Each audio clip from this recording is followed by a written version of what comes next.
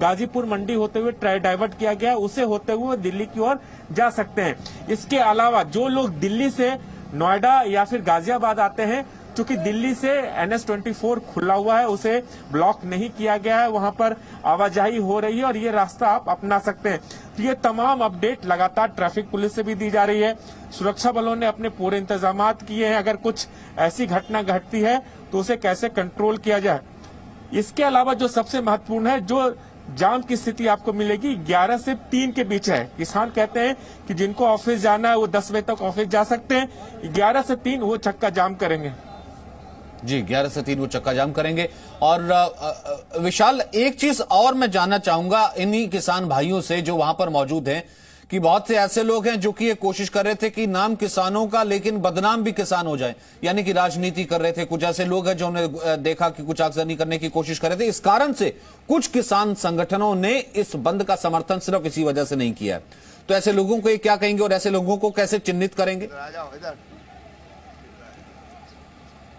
देखिए, मैं सीधे किसानों से ही पूछता हूं, कई लोग आपके इस धरना प्रदर्शन का, आपके इस आंदोलन का फायदा भी उठाना चाहते हैं, बदनाम करने की भी कोशिश करना चाहते हैं। कई किसान संगठनों ने इससे अपने आप को अलग भी कर लिया, जो कि हरियाणा के हैं। क्या कहना चाहेंगे, कैसे आप लोग बचेंगे कि आपका आंदोलन बदनाम ना हो, एक कोई राजनीतिक हथियार ना बने? मैं मंच के माध्यम से, चैनल के माध्यम से सभी किसान भाइयों से निवेदन करूंगा, फौजी केरल सिंह के राष्ट्रीय उपाध्यक्ष। हाँ। देखिए, आप लोग बड़े समझदार लोग हैं जी। भारतीय किसान यूनियन के जो टिकैत साहब ने जो यूनियन बनाई, उसके लोग बहुत समझदार हैं। तुमने भोपा कांड में 40 दिन तक अपने धैर्य को नहीं छोड़ा था, अभी तो 13वां दिन है और मेरठ कमिश्नरी पर 1 महीना आंदोलन चला। रजतपुर का लोगों को आप लोग मंच देंगे या नहीं? जी। हमारे यहाँ ये धारा लगी हुई है राजनीति के लिए, यहाँ ऊपर आपने देखा, वो देखो, उसको दिखाइए, 288 लगी हुई है। हम अराजनीतिक हैं, हमें राजनीति से कोई लेना देना ना किसी से।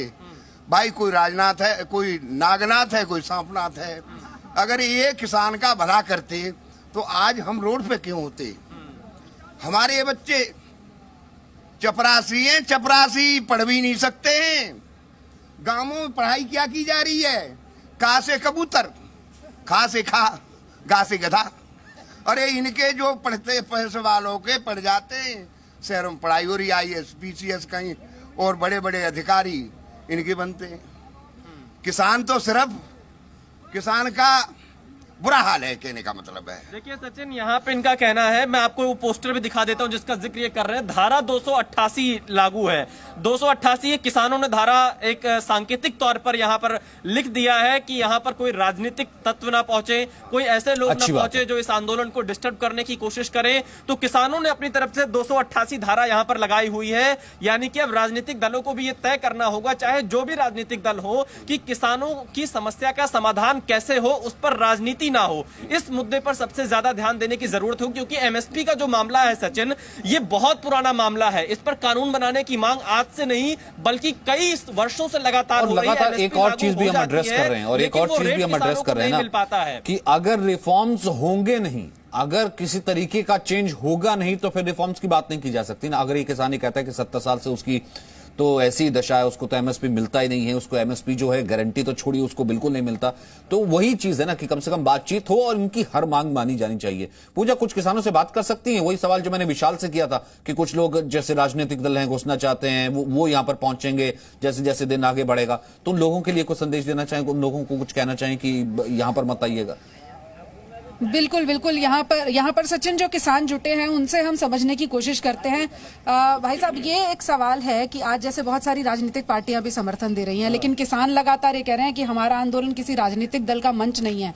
तो आप क्या निवेदन करना चाहेंगे अपने किसान भाइयों से और ऐसी राजनीतिक पार्टियों से जिन्हें लगता है कि यह मंच बन गया है? देखो मैडम, ऐसा है कि हमारे किसान संगठन ने किसी भी राजनीतिक पार्टी को आमंत्रित नहीं किया है, न हमें जरूरत है। जो पार्टी सरकार बनाती है उसके किसान जो है, ये सरकार किसान के खिलाफ सरकार जाती है, उसके खिलाफ किसान खड़ा होता है।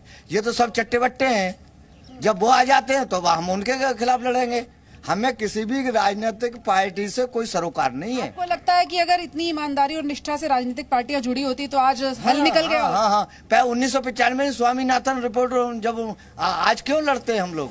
वही हमें स्वामीनाथन रिपोर्ट लागू हो जाती तब कांग्रेस की सरकार थी, लेकिन उसको गुमराह करते रहे और इन्होंने चैलेंज किया था। आपने जो हम अभी नारा लगाते हैं, आपने अच्छा, इससे पहले कि मैं एक ब्रेक लूं, पूजा एक संक्षिप्त में एक चीज इनसे पूछेगा, उन्हें नहीं लगता कि ये बहुत गोल्डन अपॉर्चुनिटी है कि सरकार जो है एमएसपी गारंटी तक आपको देने के लिए तैयार है, बातचीत चल रही है, ये मौका ना गवाया जाए कम से कम किसी और राजनीतिक तत्वों के हाथ में फंस करके। स्वामीनाथन रिपोर्ट को लागू करके किसान आयोग गठित कर देते, आराम से ये नारा भी खत्म हो जाता, खुशहाल होता। सचिन देखिए, जो अच्छी बात यह है कि जितने लोग यहाँ पर जुटे हैं, खासतौर पर जो किसान हैं, वो अपने मुद्दे को इतने अच्छे से समझते हैं कि किसी को मंच नहीं देते। खुद कह रहे हैं कि जब ये मामला इतना पुराना है, सरकारें तो बहुत सारी बदल गई।